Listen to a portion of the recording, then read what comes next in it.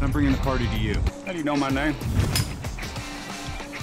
Hola, ¿qué tal amigos? Bienvenidos a Clever TV, yo soy Vivian Fabiola y el día de hoy pues está a punto de estrenar una nueva película, Los Condenados, y me encuentro aquí con el director Roberto Busto García. Bienvenido, ¿cómo está? Estoy muy bien, gracias por tenernos aquí en tu programa, Vivian. Muchas gracias por venir a platicar sobre esta película que está buenísima. La vi anoche, como le conté, y me tenía como con los pelos de punta. Un tema que la gente le va a encantar. Platíquenos en su propia palabra cómo puede describir esta película. La película se trata sobre esta muchacha Ana, joven mujer de México, que viaja de México a un pueblo aislado en Puerto Rico para transformar la antigua mansión de su familia en un museo que celebra los logros científicos y humanitarios de su padre, que era un gran doctor, un gran científico norteamericano. Lo que ocurre es que cuando llega, el pueblo no la recibe muy cálidamente y la casa tampoco. Y la casa tampoco, y por ahí vemos muchísimo ocurrir en esa casa que va a poner a muchas de las personas que nos están viendo con miedo. Así es que, ¿por qué no vamos a ver un pedacito del trailer para que se den una idea de Los Condenados? Vamos a ver. Soy Ana Putnam, la hija del doctor. No sabía que los Putnam tenían hijos. Solo una.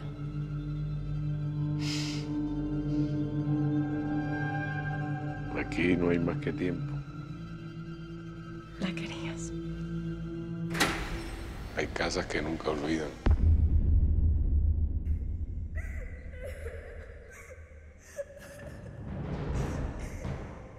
Quizás sí pasó algo en esta casa.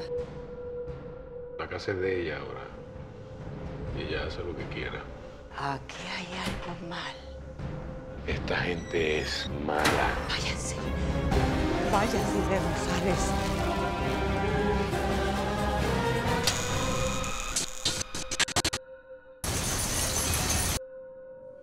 Todo va a estar bien, papá.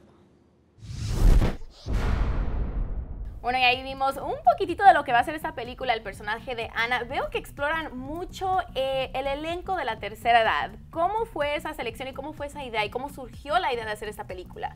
Pues, queríamos hacer una película sobre explorar cómo un colectivo lidia con la culpa, ¿no? con las cosas que se hicieron o no se hicieron en el pasado. Y por eso enfocamos en un pueblo donde ya no hay niños ni adultos de mediana edad, como tú dices, son de 75 años para arriba.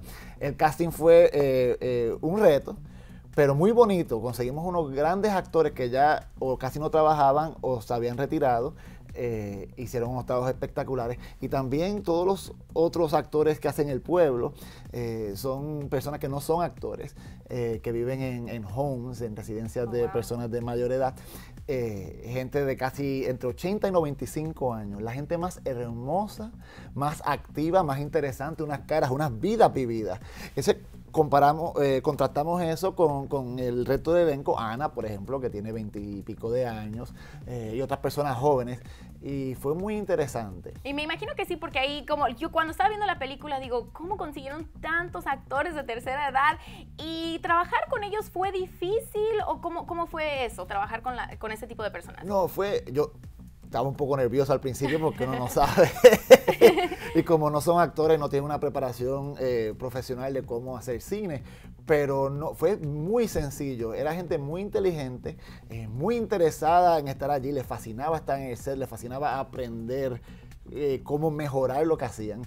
Y cantaban, bailaban, no se cansaban. Entonces fue divertido para ellos. Por eso, aquello fue una fiesta para ellos. Exactamente, pero vamos a platicar de esta idea de crear esta historia que básicamente se trata toda en esta casa, en esta mansión, porque aunque sí salen al pueblo de Rosales, principalmente vemos muchas de las escenas dentro de la casa, y las escenas parecen simples, pero me imagino que fue un poco difícil hacerlas porque tienen que hacer a los televidentes sentir esa emoción y ese miedo que sentía Ana al caminar por los pasillos en la oscuridad.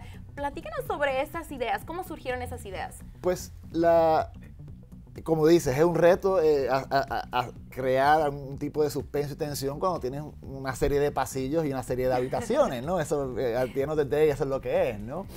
Pero creemos que si hilvanamos una historia lo suficientemente interesante para mantener al público interesado en lo que le ocurre a ella y tratar de averiguar qué es lo que está ocurriendo detrás de todo lo que pasa en la casa, pues con eso que creamos la tensión, ¿no? Es un ejercicio en tensión sostenida. Las actuaciones ayudan muchísimo también. En este caso también ayuda mucho la música de Angélica Negrón, que no es el típico score de horror, porque es una película que no es de horror tanto como una película de fantasmas, ¿no? De casa tomada. Pero sí ayuda a crear una atmósfera, ¿no? Que esperanzadoramente te mantiene interesado, y sí, porque ¿no? durante toda la película está uno como tratando de averiguar qué es lo que está pasando, cuál es la historia, porque de repente como que nadie le quiere contar a Ana lo que había sucedido, la realidad o la verdad, y no la vamos a decir para no arruinarla para ustedes, pero yo estaba leyendo un poco y parece que esta se trató de una historia real que ocurrió en 1930, algo así. Sí, una de las inspiraciones para la película fue que en Puerto Rico en los 30 hubo un doctor norteamericano que en una de sus cartas a unos amigos de él en Estados Unidos afirma haber asesinado a más de 8 puertorriqueños como parte de sus estudios del cáncer, ¿no? Haya pasado o no haya pasado, la carta sí existe, fue una gran conmoción, es terrible, el resto de la carta es espeluznante. Y yo dije, bueno, pues ahí hay algo, porque no solamente es que ocurrió eso, o que ese señor dijo haber hecho eso, sino fue la falta de acción del pueblo y la negación de que eso ocurrió década tras década. Y eso fue lo que me interesó.